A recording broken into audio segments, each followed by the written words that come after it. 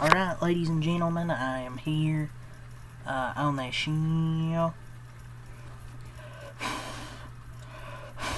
And I'm here to talk about, sorry. Oh my God.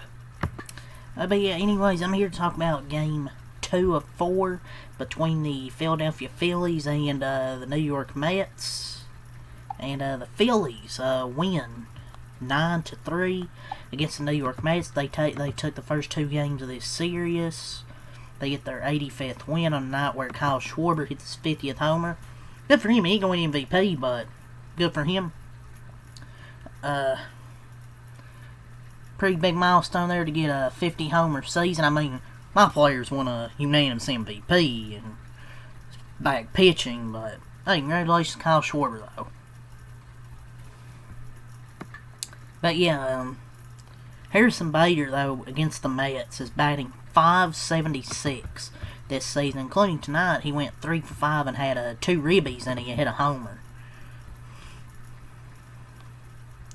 Man, it's like the Mets should have thought about trading for Harrison Bader.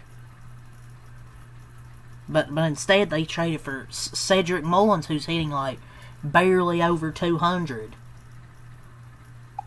Oh, not taking anything away from him, but he's feasting on bad pitches in the wheelhouse. Yeah, that's like every other actual good player. Yeah, Cedric Mullins won't be taking advantage of.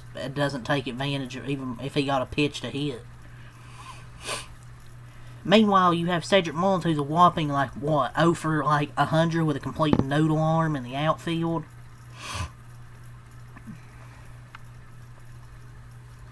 Like, the Mets are just getting humiliated. Like, this Mets team is just pathetic. Like, are we sure they're, like, gonna make the playoffs? Like, they're not guaranteed to make the playoffs yet. And their wild card game is only 2.5 games, and there's still 17 games left to play. There's still 17 games left. And they continue to limp down the stretch with another bad loss. I shouldn't say bad loss like the Phillies are some garbage team, because they're now 85-60. And probably be the number 2 seed in the National League. But the Mets just look lifeless out there. Even if they make the wild card, I just don't think they're going to win. This is really embarrassing for a $350 million payroll team with no urgency, no heart, and no hunger out here.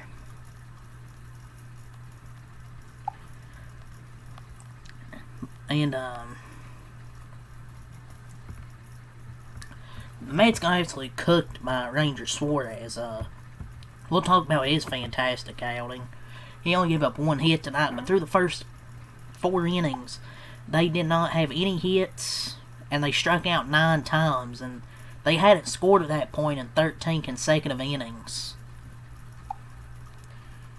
David Stearns, not a good look with this payroll. But Sean Manaea was also trash. I mean, it's like a conga line from the start of the game. Just immediately, there's a conga line on the bases. If he's hurt, he shouldn't be pitching. If he has like this elbow injury or something, then they should just keep him out for the season. Because either that injury is like freaking fucking bad, or he's just a terrible pitcher who had 1 good year last year and they paid him. He's now allowed at least 4 earned runs in 6 of his last 7 starts. He has a 8.49 ERA over that stretch, and the league's batting .320 off of him. This team is beyond cooked. But since June 13th, this team has played like one of the top 5 worst teams in baseball. And I really think Sean Manaea is hurt. I don't think he's elite, but I don't think he should be this terrible. When you have loose bodies or body or whatever the fuck, loose something in your elbow, get surgery. Like, Sean Manaea is doing nothing to help the team this year. He should just get the surgery now. Just shut him down, get the surgery. Stearns, knowing Manaea had a bad elbow at the deadline and still not adding a pitcher, is just terrible. They should have shut him down and traded for a starting pitcher. Like, Manaea is just awful. It's just every time he goes out there, you know, with the way he's pitching and his elbow hurt, he's going to give up multiple runs. 4, 5, 6, 7 runs. Everything about the Mets since mid-June has screamed complacency, which is unacceptable. And it's not guaranteed his team makes the playoffs. Like, they gotta start winning some games to make sure they even get in the wild card. But yeah, that's really all I say there for the Phillies. We'll see, man. We'll see what they can do. If they can do what they can do in the postseason. I mean, they're even whooping the Mets without Trey Turner and Alec Bohm. Like, they don't have those two in the lineup right now because they're on the injured list. And they're still whooping the New York Mets.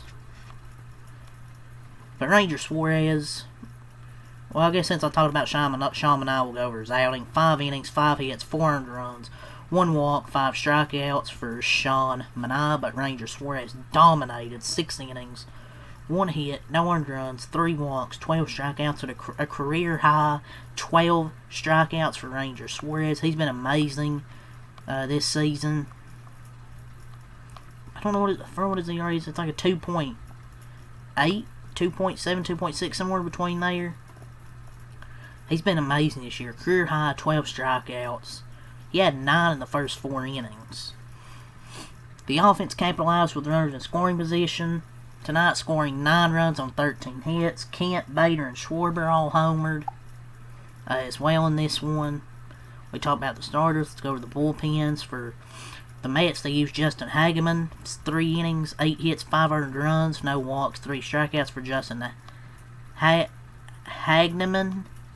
However you say that name. He has 5 runs in 3 innings. Pendeo face.